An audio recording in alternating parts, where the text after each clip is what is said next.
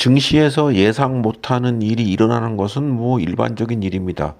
그런데 2025년도 이제 3월 마지막 하루를 남겨두고 있습니다. 실질적으로 지금 2025년 1분기가 거의 마감되는 상황인데 당초의 예상과 달리 가장 큰 그 이변이라고 할 수 있는 것은 바로 한국의 종합주가지수 코스피가 2024년 말 대비해서 6.63% 상승했다는 점입니다. 전 세계 주요국의 지수와 비교를 해보면 일본 니케이 지수가 5.56% 하락했습니다. 중국 상해 종합지수는 상승을 했지만은 2.7%에 불과합니다. 코스피가 중국 상해 종합지수보다 4%포인트가량 높은 상승률을 보인 것입니다. 지난해 큰 강세를 보였던 미국 나스닥 지수와 다우존스 지수는 각각 10%, 2% 하락하였습니다. 그러니까 이거를 본다면 코스피 지수가 일본, 중국, 미국의 지수를 훨씬 상회하는 아주 우수한 성과를 거뒀다고 할 수 있습니다. 그런데 과연 이것이 2025년 앞으로의 연말까지의 장세에 어떻게 영향을 미칠 것인가? 1분기까지 좋은 실적을 냈기 때문에 앞으로도 이러한 추세를 이어간다면 뭐 더 바랄 나위가 없겠습니다만은 여전히 의구심을 품지 않을 수 없는 이유는 바로 이 국민연금에 있다고 할 수 있겠습니다. 지금 수급상으로 봤을 때, 그러니까 2025년 1분기 동안에 개별 기업에 발표된 2024년까지의 실적은 굉장히 부진합니다. 기업의 실적은 좋지 않고 순부채는 늘어나고 있는 상황입니다. 그러니까 재료적인 측면에서는 좋을 것이 없는데 수급에서 굉장히 특이하게 국민연금이 큰 규모의 매수를 했습니다.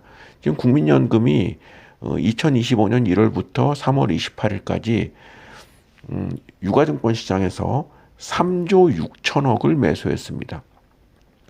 코스피 시장에서도 국민연금은 2,296억 원을 매수했습니다. 그러니까 유가증권 시장, 코스피 시장 다 합해 보면은 3조 8천 정도의 순매수를 기록했다고 할 수 있습니다. 반면 같은 기간 외국인은 유가증권 시장에서 4조 7천억을 매도했고 코스닥 시장에서는 1조 2천을 매도했습니다. 그러니까 외국인은 국내 증시에서 5조 6천 정도를 매도를 했거든요. 그러니까 수급적으로 봤을 때 국민연금의 그 순매수 규모가 1분기 한국 증시의 상승을 이끌어왔다고 할 수 있는데 이게 좀 고개를 갸웃거리는 것이죠. 국민연금은 매년 그 포트폴리오 그 계획을 발표를 하는데 국민연금이 그 2025년 목표 포트폴리오에서 국내 주식의 비중을 2024년 15.4%에서 2025년 말에는 14.9%로 0.5%포인트 내리는 포트폴리오를 잡고 있습니다. 물론 이제 시장의 변화에 따라서 어느 정도의 좀 오차는 있겠지만 국내 주식 비중을 줄이겠다는 것은 뭐 국민연금이 최근 5년간 지속적으로 이런 추이를 발표하고 있고 반면에 해외 주식은 33%에서 35.9%로 2.9% 상향 조정하겠다라는 발표를 했습니다. 근데 여기서 본다면 물론 이제 이 0.5%포인트 그 비중을 줄이는 것이 꼭 시장의 매도로 나타나는 것은 아닙니다. 별다른 변화가 없더라도 국내 주식이 하락세를 보일 경우에는 이 비중이 줄어들 수도 있기 때문에 그렇습니다.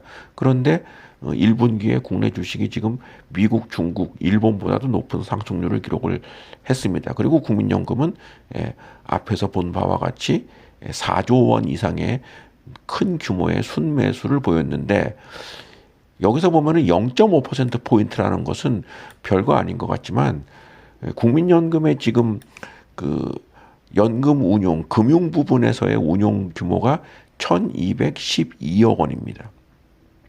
그러니까 1212억 원의 0.5%는 6조 정도가 됩니다. 그러면 그 단순 계산을 해본다면 국민연금은 2025년에 6조 정도의 한국 주식 매도를 예상할 수 있다라고 볼 수 있는데 1분기에 이와는 반대로 앞서 언급한 대로 4조가 좀 안 되는 순매수를 했습니다. 그렇다고 한다면 국민연금이 지금 국내 증시에서 앞으로 2분기, 3분기, 4분기 동안 만약에 이 포트폴리오의 목표대로 그 재조정을 한다면 국내 증시에서 9조 원가량의 순매도를 할 수 있다는 이런 계산이 나올 수가 있는 것이죠. 물론 이것은 앞서 말씀드린 대로 단순한 계산이고 한국 증시가 국민연금이 큰 매도를 하지 않더라도 큰 폭으로 하락하면서 전체적인 포트폴리오의 비중이 낮아질 수가 있다고도 볼 수 있겠습니다만은 국민연금이 1분기처럼 이렇게 한 달에 1조 이상씩 이런 식의 매수를 앞으로 2분기, 3분기, 4분기에 유지할 것인가에 대해서는 의구심이 든다라고 할 수 있습니다. 과연 2분기 이후에 국민연금이 1분기와 같은 순매수를 할 수 있겠는가? 적어도 국민연금 스스로 발표한 그 숫자와 비교해 본다면 그렇지 않다. 그렇다고 한다면 국민연금의 순매수가 2분기부터는 그렇지 않아질 수가 있다. 다른 요인의 변동이 없다면 한국 증시가 1분기에 크게 상승한 것은 2분기, 3분기, 4분기로 갈수록 이어지지 않을 가능성이 높다는 예상을 할 수가 있습니다. 이런 예상을 반전할 수 있는 개별 기업의 실적 발표가 이제 4월 달에 이루어지는데 현 시점에서 봤을 때 실적에 눈에 띄는 성장세를 보일 만한 기업은 현재로서는 예상되지 않습니다. 그렇다고 한다면 재료나 수급 측면에서 감안한다면 2분기 이후부터는 1분기와 같은 한국 증시의 모습은 나타나지 않을 가능성이 높다라고 평가를 합니다. 투자자 여러분도 이러한 상황을 감안해서 한국 증시에 대해서는 보수적인 자세를 견지하는 것이 좋다고 생각을 합니다.